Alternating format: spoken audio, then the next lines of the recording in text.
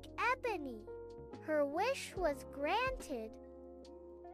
She bore a daughter named Snow White. Tragically, the queen died shortly after. The king remarried a woman of breathtaking beauty, consumed by vanity.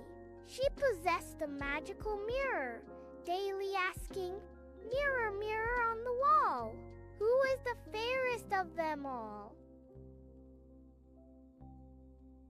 For years, the mirror replied, "You, my queen, are the fairest." But as Snow White blossomed, her radiant beauty surpassed the queen's. One fateful morning, the mirror's answer changed. "Queen, you are lovely, but Snow White is 1,000 times fairer than you." A searing jealousy ignited in the queen's heart. She commanded a kind huntsman to take Snow White deep into the forest and kill her, bringing back her heart as proof. The huntsman, unable to harm the innocent girl, tearfully urged Snow White to flee. To appease the queen, he slew a wild boar and presented its heart. Lost and terrified, Snow White wandered through the dense, whispering woods. Just as despair set in, she stumbled upon a charming tiny cottage. Inside, everything was miniature and orderly.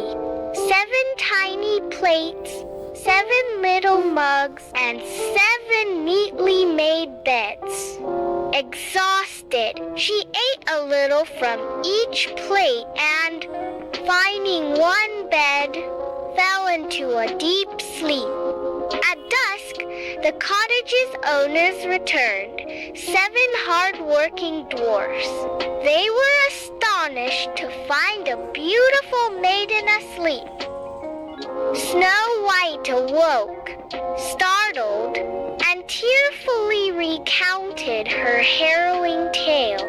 Moved by her plight, the dwarfs offered her shelter, but with one strict rule: she must never open the door to anyone while they were away. Back at the castle, the vain queen, believing Snow White dead, consulted her mirror. To her horror, it revealed the truth. Snow White, high in the mountains with the 7 dwarfs, is still 1,000 times fairer than you. Enraged, the queen vowed to finish the deed herself. Disguising herself as an old peddler, she journeyed to the cottage. Snow White, forgetting the warning, opened the door. The peddler offered a beautiful, intricately laced bodice. As the queen tightened the laces, Snow White gasped and fainted. The dwarfs returned just in time, cut the suffocating laces, and revived her. Undeterred, the queen tried again, disguised as a different old woman, offering a glittering poisoned comb. Snow White, again forgetting her promise, allowed the woman to comb her hair.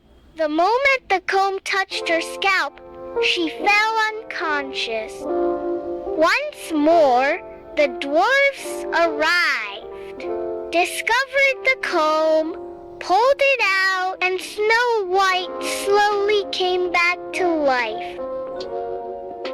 Finally, the queen crafted a magnificent, deadly apple. One side was pristine white, the other a tempting, vibrant red. Disguised as a farmer's wife, she approached the cottage. Snow White, wary, refused the apple. To prove it safe, the queen bit into the white side. Convinced, Snow White bit into the luscious red side. Instantly, the poison took hold, and she fell, seemingly dead. The dwarfs, finding Snow White lifeless, were inconsolable. They fashioned a magnificent glass coffin, adorned with gold, and placed her gently inside, carrying it to a peaceful forest hill.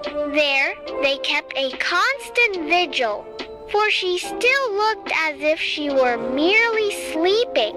One day, a handsome prince, riding through the forest, saw the radiant maiden in the glass coffin.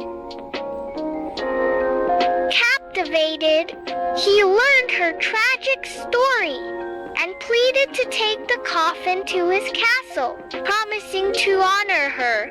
Reluctantly, the dwarfs agreed. As the prince's men carefully lifted the heavy coffin, one stumbled, causing a sudden jolt. The small poisoned piece of apple dislodged from Snow White's throat. With a gasp, she opened her eyes, alive once more. The prince, overjoyed, immediately asked for her hand in marriage. Snow White, her heart filled with gratitude, happily agreed. The dwarfs were welcomed as honored guests. News of the wedding reached the vain queen, who consulted her mirror one last time. Snow White, it declared, is now queen, and 1,000 times fairer than you. Overcome with rage, the queen attended the wedding in disguise. Upon seeing the radiant bride, she recognized Snow White and, consumed by her own evil, turned and fled, never to be seen again.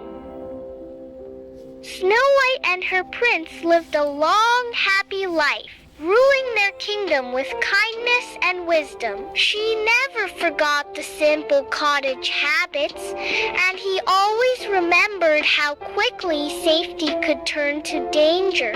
The dwarfs visited often, their path between the forest hill and the grand palace, becoming a well-worn trail. And so, the tale concludes.